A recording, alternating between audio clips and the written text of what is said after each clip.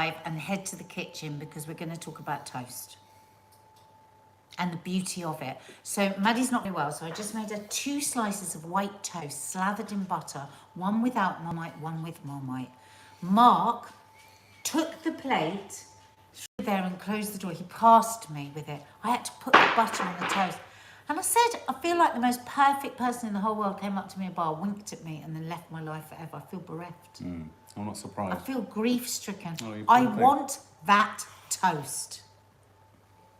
Happy birthday, Kimberly. Happy birthday, Kimberly. Happy birthday, Kimberly, who was 51 last week. Happy birthday to you. Barbecue sauce on toast. It's The blurry. country pumpkin. There's only one person saying it's blurry, though. Yeah, Could it be your thing, Gabrielle? It was very blurry. Oh, it's Going blurry, over hang to on. better. Yeah, that's better. There you go. Ghost Sketch Club has Marmite and banana. Oh, I have Marmite and peanut butter. So I have one Marmite butter, one peanut butter and Marmite, and then I have a peanut butter and honey for pudding. What's your favourite toast? Well, I Pure really despise jam on toast. I think it's a crime. It's a total crime. I used to quite like Marmite on toast. Marmite? I used to, yeah. I used to I've always known you have it. 20 years. I never knew you liked Yeah, Marmite. certainly when I was, early days in the edit, early mornings in the edit suite, I always wanted a Marmite and toast. Rana would always get Marmite and toast. I quite like that. Change But that, please. I Those always, glasses are I always love really underdone toast with too much butter on. Yeah. Joe McKenna has just said lemon curd. Joe McKenna, I have got the most gorgeous lemon curd cake in the oven. If you're a family member, if you're a family guest, you will be seeing that this Sunday. It's really yum. Some people are saying Oh, my God. savoury toast, cheese on toast. I used to like it as a kid. Not a big fan. Not a big fan. Come on, Mark. Steph Gardner, butter and Nutella, an unholy mess. Would you like that on toast? An unhealthy, oily mess. Sorry, Steph Gardner. Would you like that? I don't know if I would. Oh! No. Carol has peanut butter and beetroot. Carol. Good My 3-year-old God. son demanded Marmite and grated cheese sandwich. Yeah, he likes salt then. Very salty. Christos likes jam and cheese. Oh, blimey, we've got someone very posh here. Jam and cheese. Jam and cheese because it's like a chutney. I think that's suppose, clever. yeah. Renee Rolf. Yeah, Rennie roll. Stilton and mushroom on top. Ooh, Fancy very that. fancy. Halloumi and honey. Well, from the one Anthea. that's not in the room at the moment is baked beans on toast. I don't like that. I don't like baked beans. Makes the bread too soggy. It does. I Yeah, don't but that like used to be the best bit. No, don't say Is it like a cardboard straw? No, don't. Cardboard Mark, straw. don't. You're making me go Cardboard funny. straw. Don't. My Cardboard legs are going. straw on your teeth. No. Cardboard straw Stop in your it, mouth. Mark. You know how Chewing, much I hate that. chewing the cardboard straw. Chewing a cardboard straw. Sucking a cardboard straw. I'm really going to have to go because I'm getting funny legs. The moment cardboard straws go soft I'm and like, gooey, no! go right to the back of your mouth and you chew them. I hate you. Cardboard straws that just you can't taste anything. Nothing will pass through them. They start to crumble. hate it Cardboard so much. straws. I'm going to be like one of those people that has to go on this morning and see psychotherapists for my sorry. That's what Nanny Dies like with a coffee. Beans on toast, Riley says. bed. Interesting. Jam and Paper scrambled straws. egg on toast, Laura V. Ooh. Jam and well again, I used to like scrambled egg and Branston pickle on toast. I hate which Branston is like pickle. a jam. I It's a savoury jam. hate Branston pickle. Do you like the mushed up one without the big lumps? What's that? So they blitz it so Yeah. it's not all like big lumps of Blitz what? the Branston pickle. It's more I like can't a spread. stand it. I hate Cheese on Branston toast with pickle. sliced tomato and Branston. Right, we are lit gooey cheese triangles on toast. Brenda Tyrrell. Like Dairy Lee. Didn't even know that was a Piccalilli thing. and Oh, cheese Leo, lure. you're taking this back vintage. Love it. Sorry, Piccalilli. Piccalilli always looks like the contents of a baby's nappy. Mark, don't spoil it for people. You spoiled Piccalilli now for people. You used to say Piccawilly. I used Spinach to and say garlic Piccawilly mushrooms. for Piccadilly Circus, not for Piccalilli. Piccawilly Circus, I used to say. Yeah. Did it make you laugh? When I was young. I used to say cock foster. We'd always Golden syrup, April Hill, you are very smart. Golden syrup on white toast is heavenly. just butter for me, just butter. Stop fussing about with all this other Leo stuff. says, leave her piccalilli alone. She loves her piccalilli. Avocado with a runny poached egg. No, Delwyn Jenkins, I can't do it. Sick on toast. Jacqueline Clements used to call piccalilli sick on toast. That's funny. Oh. I'm going to say something very controversial. Oh, Christ. Right? Egg and avocado does not go together. I agree. They slide off each other. The textures don't work and the taste doesn't work. It's just become a thing. But suddenly there's going to be an epiphany in all posh places in the world and people are going to go, oh my God, egg doesn't go with avocado. Can I just say, I'm so pleased that you said that. Because well, you like it. I don't feel like it's an unspoken about truth. Oh, because I think people are scared to say Yeah, it. but you Because see- people are so invested in it. So invested in the wanky breakfasts.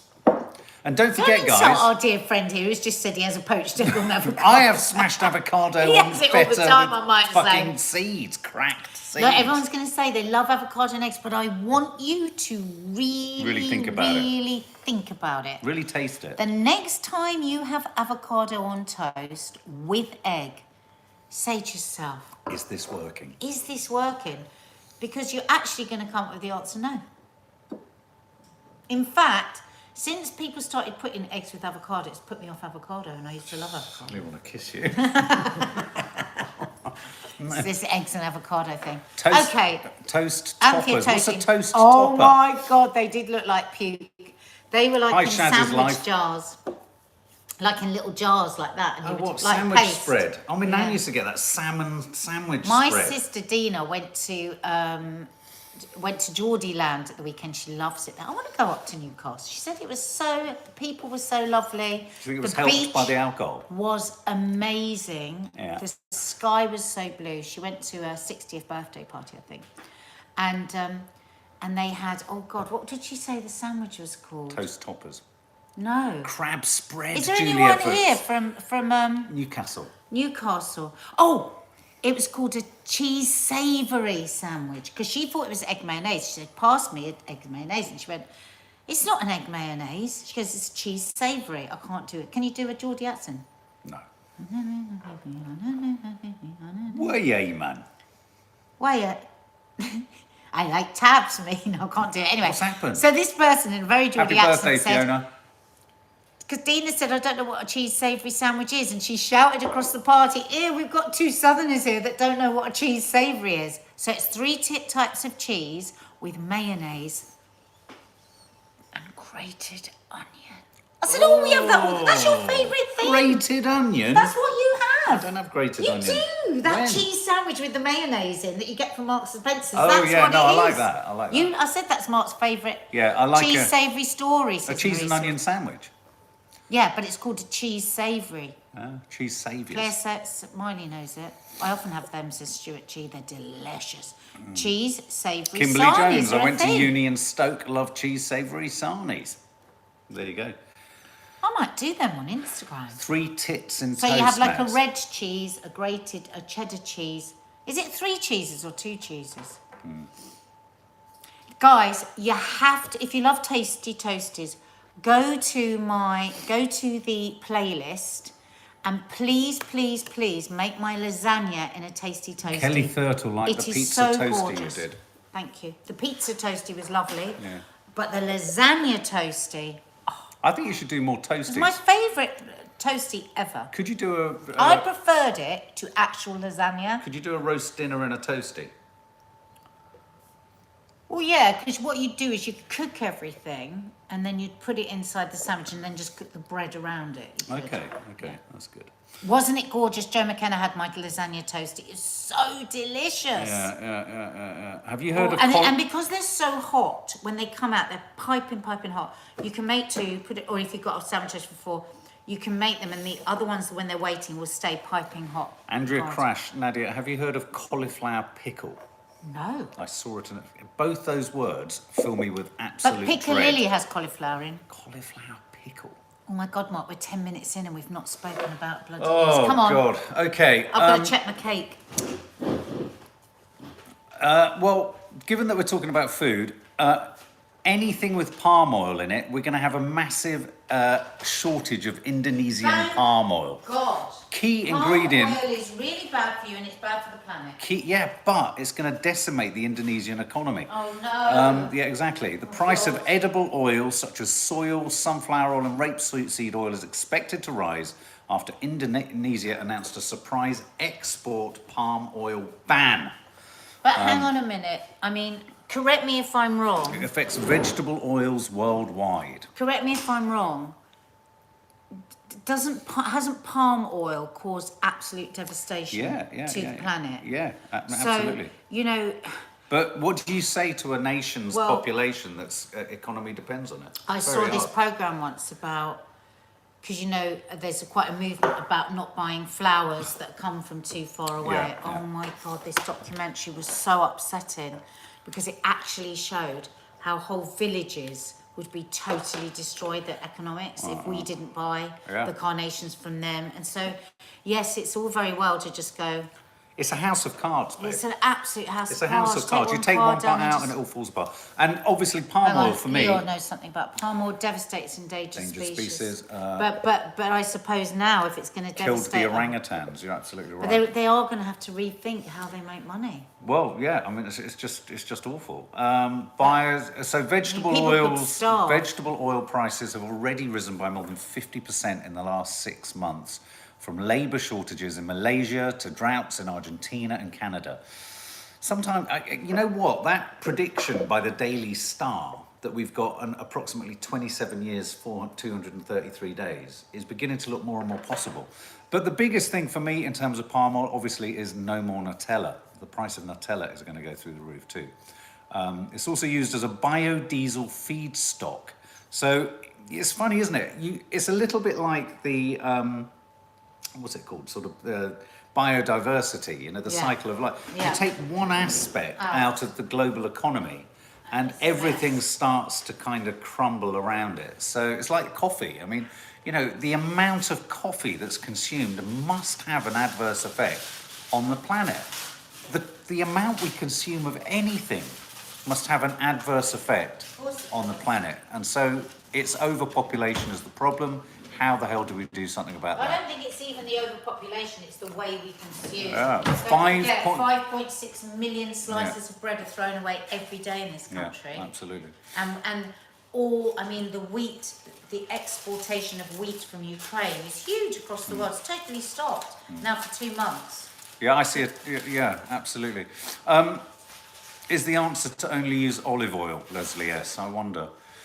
So that was just a small story. It shouldn't be a small story, but it's a big story being reported today. You can't use olive oil for frying. Right. Because what happens is... Should we fry less?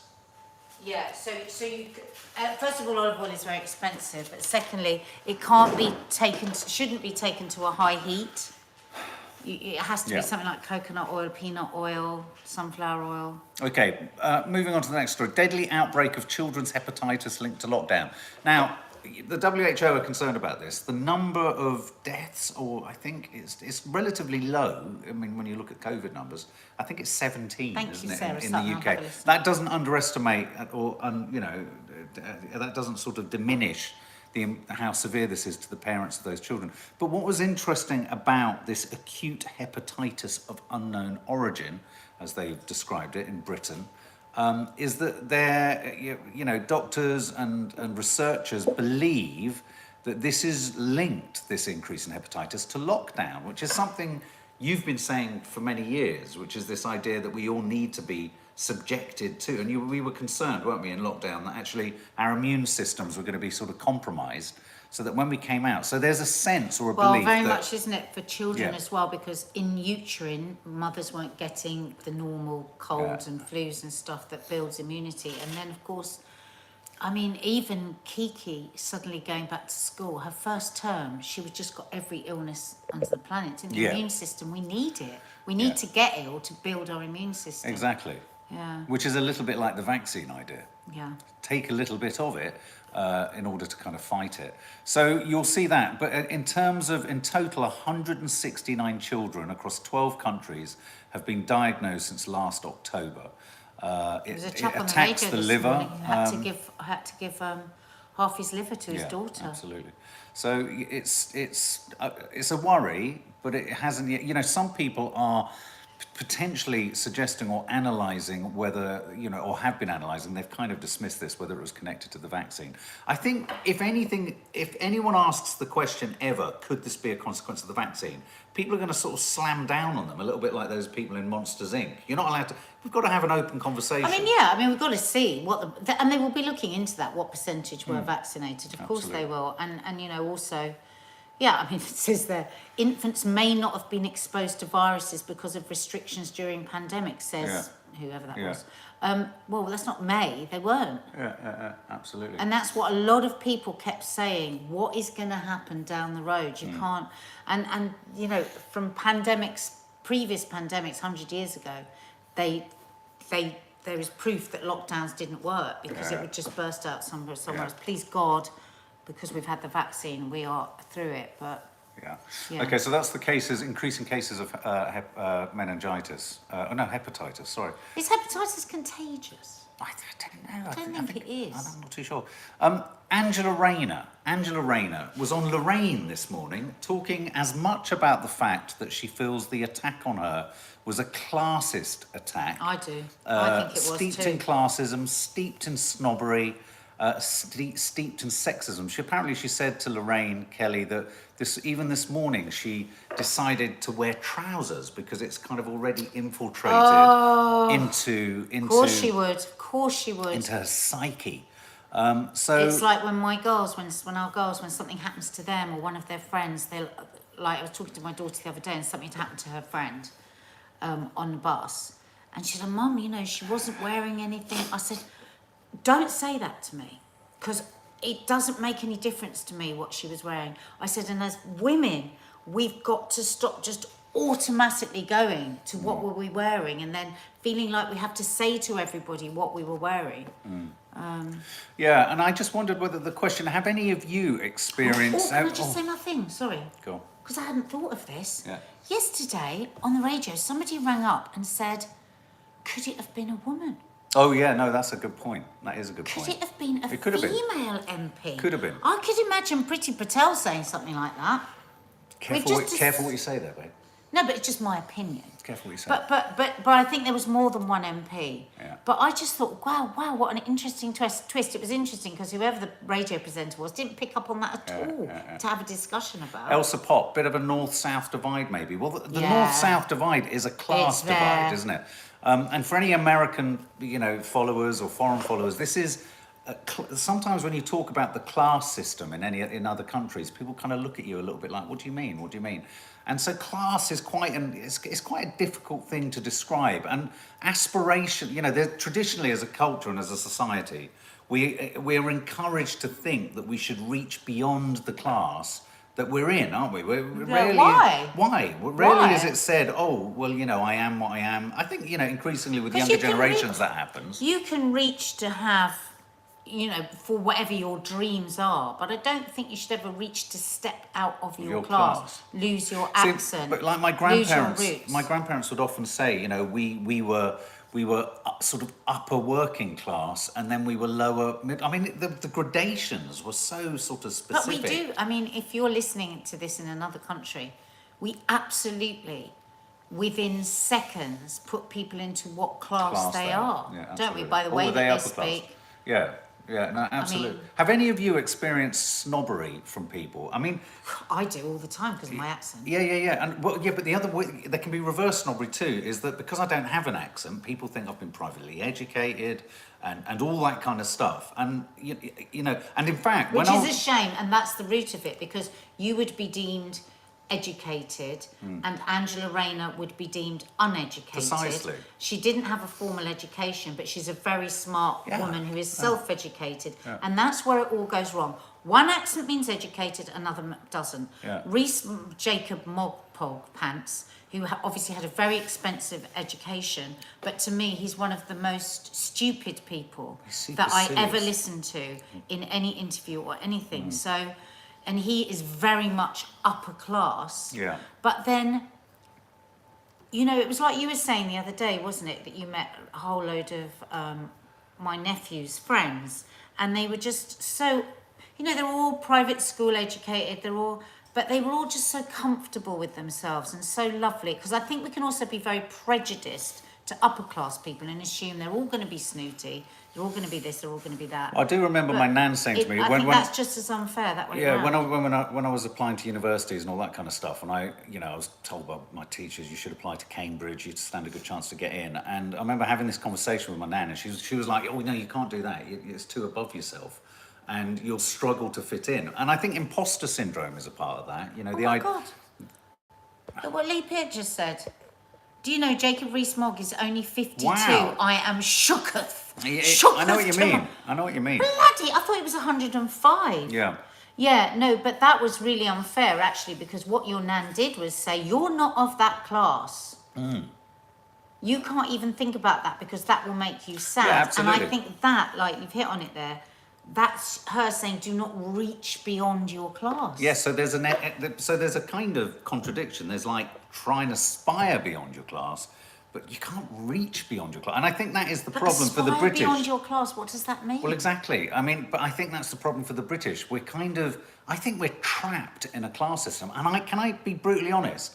I think that's why we are all still doffing our caps to the likes of Boris Johnson. It's because those accents come out, and people go, "Oh, hang on a minute." Oh, sir. Of well, you know, course, Prince Andrew still demands to be called Prince Andrew. People stand up when he walks in a room. Why? He's just an ordinary, horrible bloke who's, well, we can't say. Class is, Elsa Pop, class is no different whether you are from the north or south. There's rich and poor wherever you're from. I'm a southerner, but have lived in the north for 20 years, wouldn't move back at all. But that's interesting. So you are defining class by rich or poor. Yeah.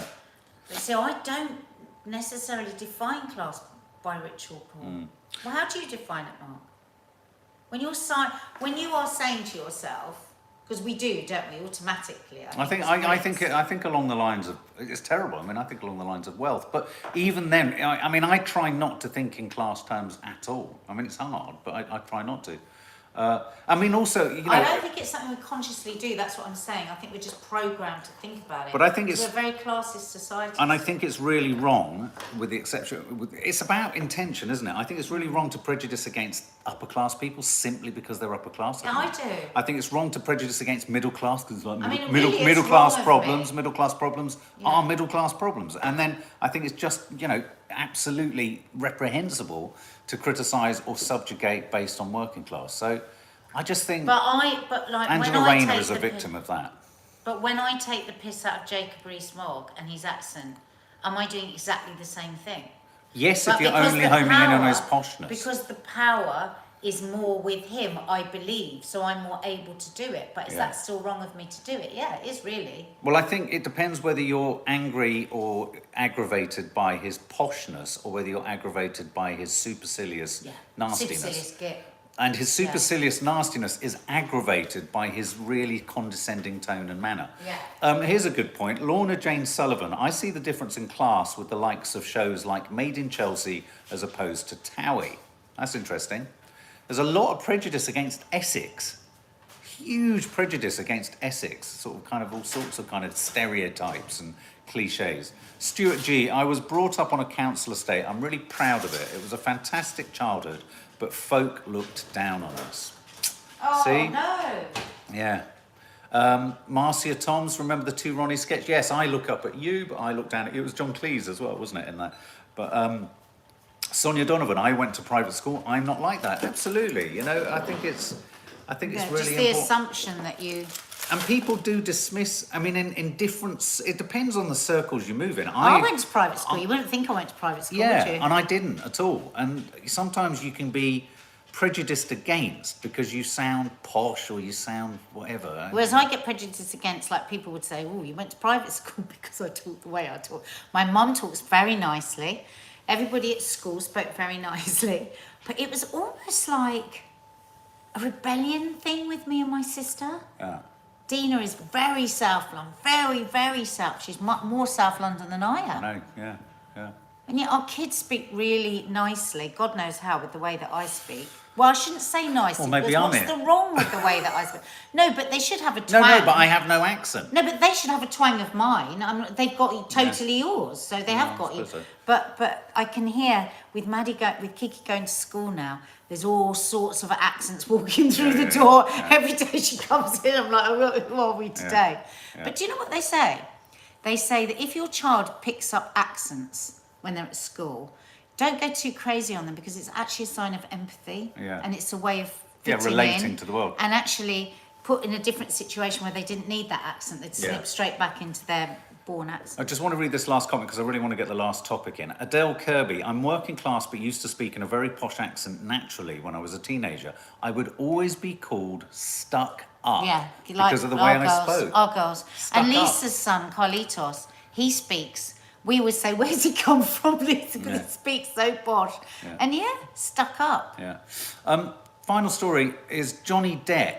Johnny Depp obviously I did a Johnny Depp live. Depp and Amber Heard, we're doing it each evening. one tonight. Little update on what happens in court each day. And at the end of Johnny Depp's testimony yesterday, he was finishing in the dock yesterday. He said that he too is a victim of domestic violence. Without getting into the rights and wrongs of it, we're discussing it a lot in the evening lives. Lots of people falling on Depp's side. The majority of people are anti-Amber Heard. And I think it's really important to state, like you just said before we went live with this, that traditionally we always fall on the side of the woman, trust. You have to trust what the woman is saying first before you kind of dismiss what they're saying, in a sense. I suppose And even more so when it's clear where the power would have been, because he's a big Hollywood star. So it's just a question about, can you? And we're thinking of doing a How to Stay Married about this. Could Johnny and Amber Heard both be the victims of domestic abuse? I mean, obviously, one of the witnesses said they're engaged in mutual abuse. And Their therapist. You said that someone else said that that's an impossibility. Well, I was reading an article yesterday, and she was quoting. She was actually very much more on Amber Heard's side, actually, in this article, and she was saying that various domestic violence. I don't know how to say it. Charities. Yeah. Awareness groups. Completely disagree with that it's a thing. Really? Mutual abuse. Because there's always somebody with power. But we've got quite a lot to say on that. Yeah, we have. We've got an awful lot to say. We are going to do an extremely searingly honest podcast on this. Yeah. And we're actually, the reason we haven't done it so far is we really are considering whether it's safe to do it. One of the things, because one of the things because we're going to be very honest. One of the things we were talking about I was talking about in the live with you guys last night, was this idea that there was one particular text from Johnny that was particularly worrisome insofar as he was asking her what kind of a meeting she was at. He was harassing her. He claims that she was asking the same back. So you could argue, again, mutual. Was it mutual or not? I believe you can have mutual. I think so too. I do. But also, can you not Toxic have... relationship, exactly, Jacqueline. If you pull individual texts out of context or in context out at certain points in your life where you're more vulnerable than others, could you argue that just because he asked her what sort of a meeting she was in that day, is that symptomatic of general control when, ostensibly, without being just specific on the case, he was constantly trying to leave through a door and get away from her, as he described, hectoring voice? Somebody just there, was saying that she lived, I lived with a narcissist, she behaves 100% like Amber, I'm just saying. Yeah, because you could look at it on paper and you could say, Johnny Depp has all the power here. They were living in his homes, he's a multi-millionaire, he's adored by millions, he's been a movie star, a superstar, one of the all-time superstars of our generation. Yeah. So he has all the power. But, and it is a big but, I haven't heard Amber Heard say anything yet, I don't know. If she is a narcissist, doesn't that negate all power that he might be seen to have on paper? If you've got a committed narcissist in a relationship. Yes. So I don't know if I agree with this. Holly Rocker just made the point that I was trying to make last night, which is, you say it so much more cogently. If she's filmed and recorded him all that time to catch him out, why are there still no videos of him actually hurting her? Wow. I mean, this is what I've been saying all along. If this is the best they've got, they haven't got anything that's an absolute slam dunk. Hi, Carol. So in that case, if they haven't got a slam dunk, you can't call him a domestic abuser. You just simply can't, regardless Well, of... they would have to move into something different, which is coercive control abuse, which is different to what he's accused of, which is...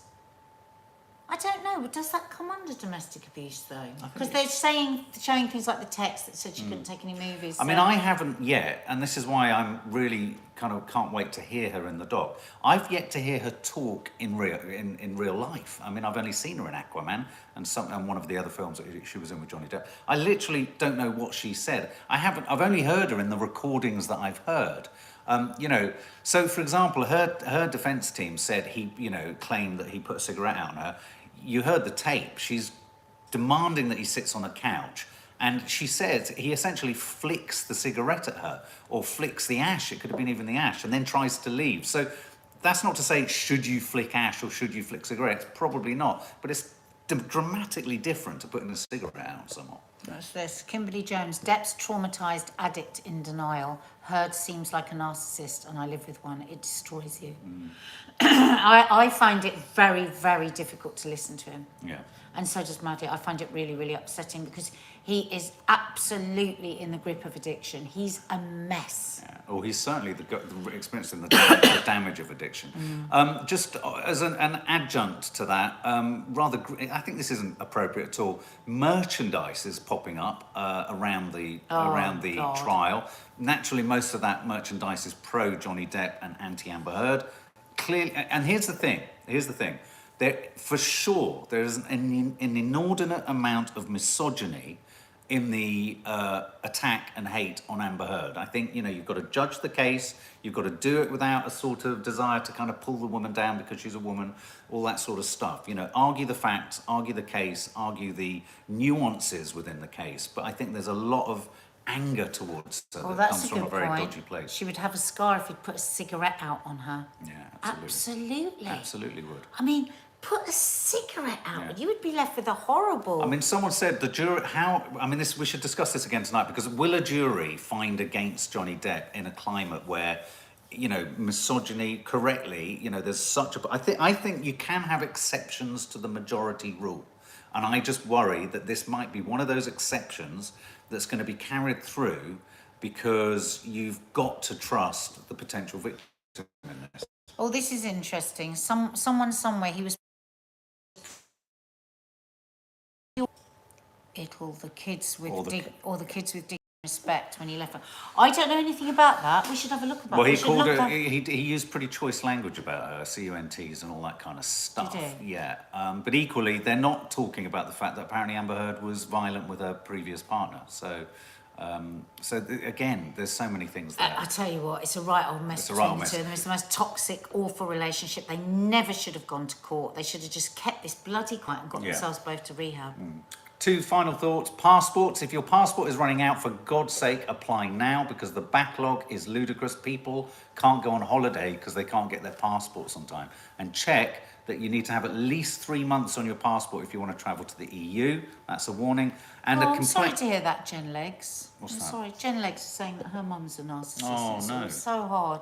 Do you know there's a whole website for daughters of mothers who are narcissists? Problem with narcissism, you can never get round it to make they probably wouldn't even acknowledge the word. They're wrong. They don't think, they've got no concept. No. And finally, kind of a silly story about a serious topic. In Florida, there's this push. You know, there's the Don't Say Gay campaign, which is like Section 28 or Section 24, I can never remember the number, you know, about not promoting or showing,